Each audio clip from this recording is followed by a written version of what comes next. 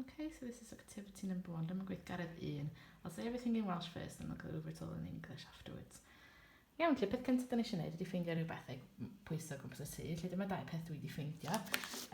Dwi'n mynd i rhoi nhw ar y clorian rwan a dwi'n mynd i darllen be mae'n dweud. Felly 438 gram. Iawn, so felly na i ddechrau ffwrdd hefo 438 gram. Na fo, felly dwi wedi sgwennu fel lawr yn gyntaf mewn gramau, ond nesaf dwi eisiau sgwennu hwn mewn kilogram. Mae'n pwysig iawn chi'n sgwennu ar ôl y rhif pa uned ydych chi'n defnyddio. Felly, yn gyntaf dyn eisiau gwybod faint o kilogramau sy'n yna, neu faint o gramau sy'n yna mewn 1 kilogram. Felly mewn 1 kilogram, mae yna 1,000 gram. Felly, os dyn eisiau newid hwn o gramau i kilogramau, dyn ni eisiau rhannu gyda 1000. Da chi wedi cael tasg rhyw 3 wythnos yn ôl wan, ond ddylsach chi gallu cofio sydd wedi gwneud, sydd wedi rhannu gyda rhifau sy'n goffin efo 0. Felly, na ni ddefnyddio 438, a dyn ni eisiau rhannu gyda 1000. Felly, pan dyn ni'n rhannu gyda rhifau sy'n goffin efo 0, holl da ni'n gwneud ydy symud pwynt degol. Mae'r pwynt degol yn symud ymlaen, dydy. Felly, da chi'n cofio os yr wythnos cyn ni offen yn yr ysgol, mae'r pwynt degol a 0 tu nôl i bob rhif. Hefyd, mae yna zeros yn mynd ymlaen ochr yma hefyd. Felly mae gen ni 1, 2, 3, 0. Felly dyn ni eisiau gwneud i'r pwynt degol yma fyma hopian 1, 2, 3 o weithiau. Felly dyn ni'n mynd 1, 2 a 3. Felly mae'r pwynt degol yn symud i fyma. Os chi'n cofio fi'n deud mae yna zeros yn fyma, felly mae eisiau rhoi y 0 yn fyma. A dyna ni, dyna rhif dyn ni eisiau wan. Felly mae o'n 0.438. Felly mae o'n 0.438 kilogram, yr un peth a 438 gram. Reit, na i wneud un arall. So chi rhaid i gled i fi rwbr sgrin. Dwi'n cael gwrdd o hwn. Reit, yna pwysau'r wyau nesaf. Dwi'n rhaid o wyau ar clorian a dwi'n darllen rhif. Felly tro yma mae gen i 378 gram.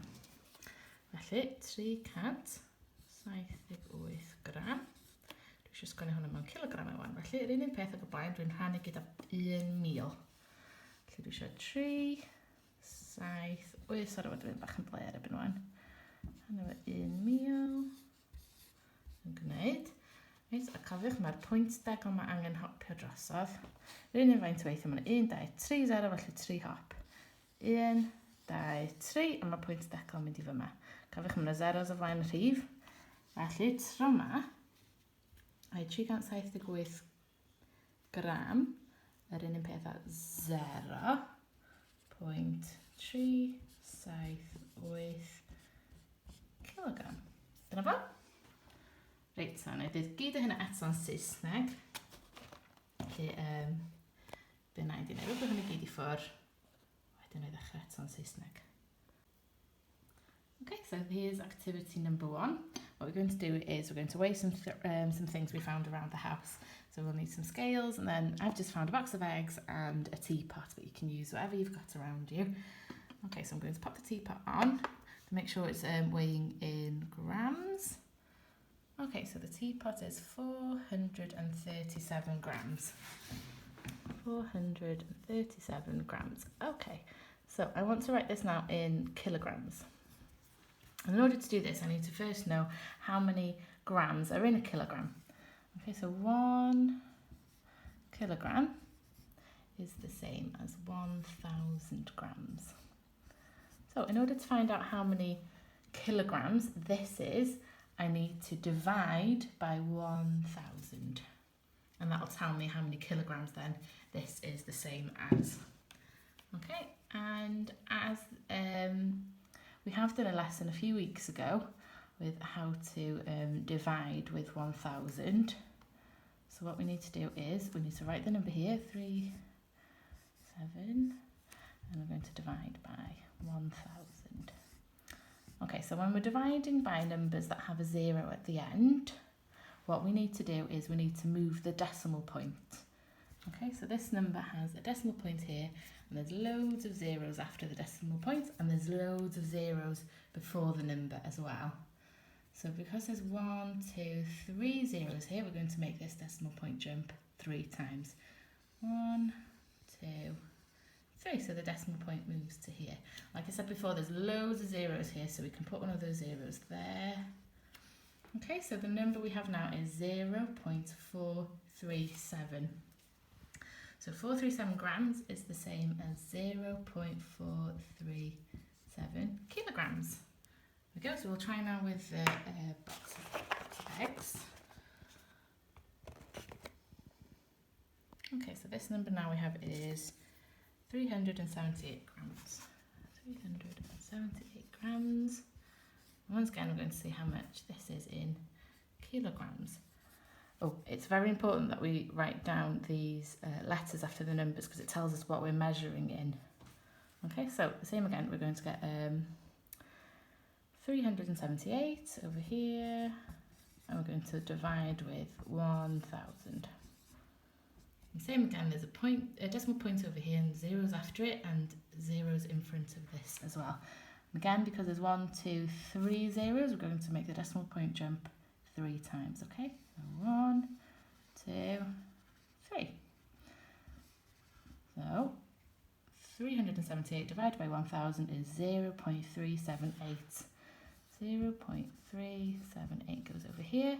So 378 grams is the same as 0.378 kilograms.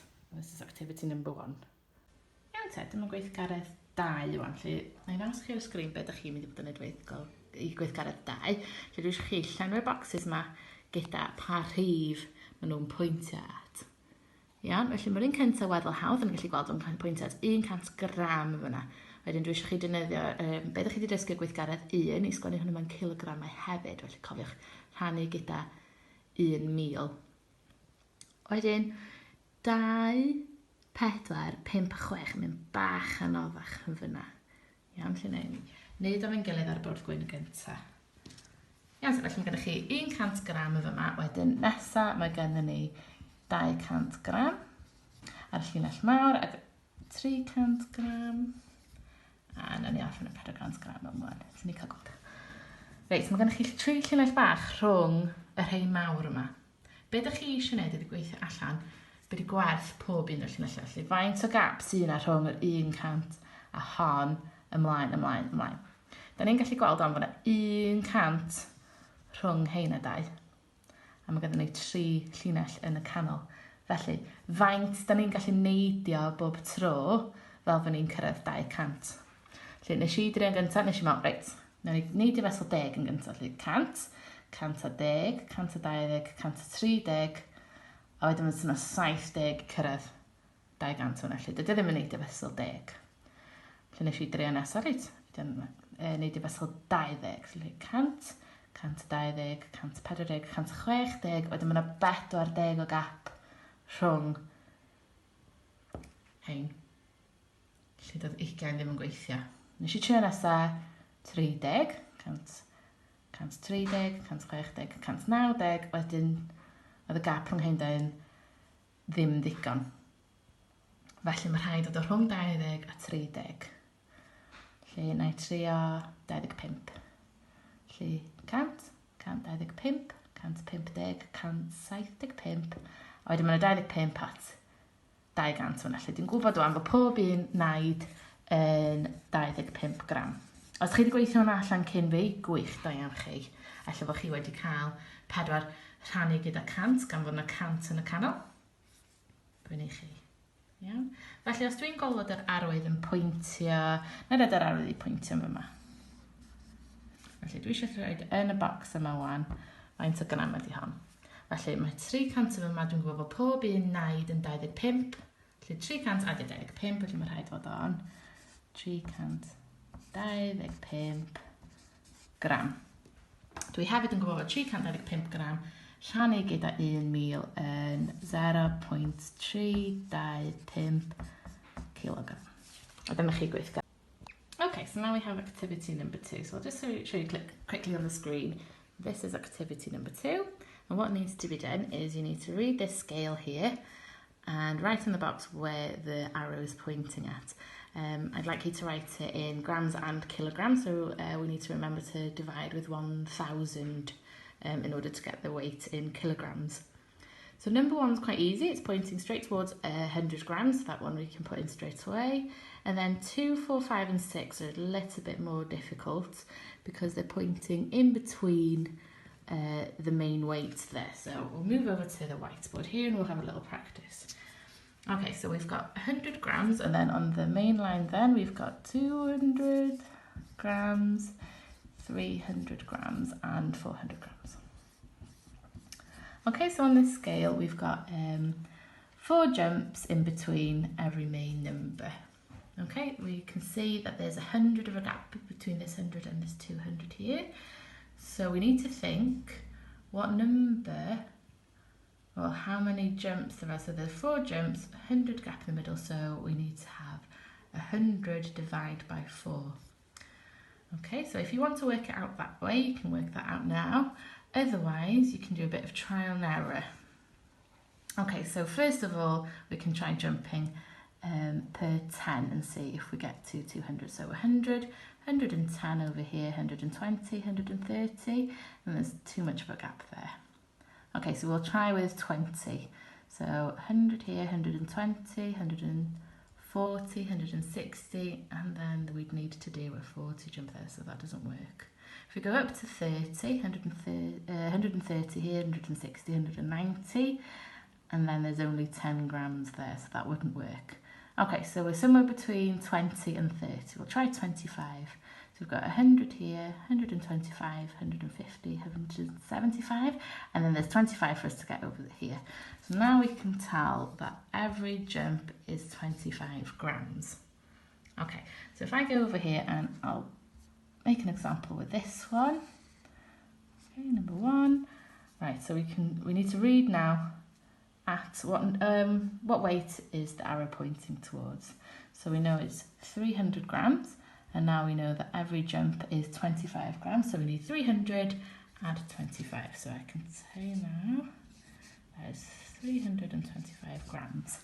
I'm going to divide that with 1,000, and then that's 0.325 kilograms. And there's activity number 2. Iawn, yn olaf dyma gweithgaredd 3 a 4 dwi'n mynd i wneud y ddau efo'i gilydd gan fod y ddau gweithgaredd yn eitha tebyg i 1 a 2 byn nhw. Iawn te, felly, yn yr un nesaf bydd gennych chi clorian ar eich taflenni sy'n edrych bach fel yma.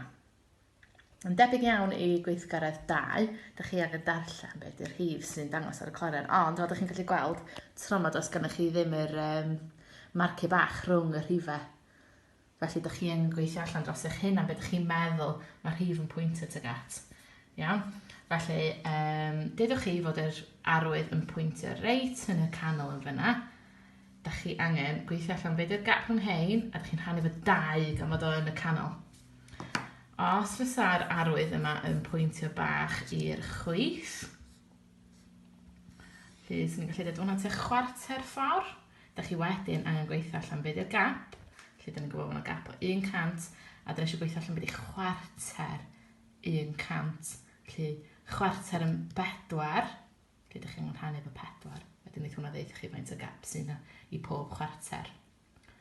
Os ydych chi'n meddwl bod o'n eitha agos i'r ddim yn fyma, os ydych chi'n meddwl bod allan hwnna'n 3 chwarter ffordd, felly 1 chwarter, 2 chwarter, 3 chwarter. Felly eto, ydych chi angen gweithio allan beth yw'r gap. Felly, sy'n ni'n defnyddio gap o 100 yn fyna. Felly, rhannu hwnna efo 4 i gweithio allan faint ydy 1 chwarter, sydd yn 25. Fel tro blaen, digwydd.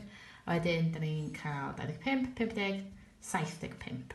Cofiwch mae angen cael ei adio i hwn. Dydy ddim yn 75 ben hun, mae'n 375. Yeah. Gweithgaredd rhif 4, holl dwi eisiau chi wneud ydy, gyda'r atebion ydych chi wedi darganfod o cwestiwn 1, 2, 3, 4, 5, 6, dwi eisiau chreu nhw mewn trefn o rhai fwyaf ysgafn i rhai sy'n mwyaf drwm. A dyma pryd mae'n bwysig fod chi wedi cyfnewid gyda'r atebion mewn i kilogramau, oherwydd gyda'r atebion yn yr un uned mesur wedyn fydd yn gwneud y bach haws i chi. Pob lwc. Diolch yn fawr. And lastly, here's activities 3 and 4. I filmed these two together because it uses a lot of the information that we've already learnt from activities 1 and 2. Okay, so here's activity on the screen. I want you to measure how much weight is on the scale. Okay, so it's very similar to the last activity where you were reading what was on the scale, but this time we don't have the little lines in between the measurements. So we need to think a bit more what number that it could be pointing at. Okay, so on the whiteboard here I've got 300 to 400 grams. And let's say that the arrow is pointing right in the middle there. Okay, we know that there's 100 in between 300 and 400. And because it's halfway, we need to divide it by 2. So 100 divided by 2 is 50. And I'm going to add it to this, the number on this side here, so it's 350 grams. Okay, so if we think that if we move this arrow over to the left bit here, okay, so maybe we'd think this one is about a quarter of the way, and as quarter is into 4s, we need to divide by 4. So we've got 100 divided by 4 is 25. So we add 25 onto this number here. So 325 that one would be. Okay, this time I'm going to put the arrow over to this side. So I'd say this one is about 3/4 of the way over. So this is 1/4, 2/4 and 3/4. So again, we need to check how much of a gap. We've got 100 grams of a gap. We've put it into quarters, so we need to divide by 4, so 25. Because it's 3/4, we need to multiply that by 3. So 1/4 would be 25, 2/4 is 50, and 3/4 is 75. I'm remembering to add it onto this. So I'd say the arrow is pointing towards 375 grams. And I'm going to divide that by 1,000 again to put it into kilograms. And this will help with activity number 4, which is to put all the measurements from questions 1, 2, 3, 4, 5 and 6 into order from the lightest to the heaviest. Best of luck, thank you.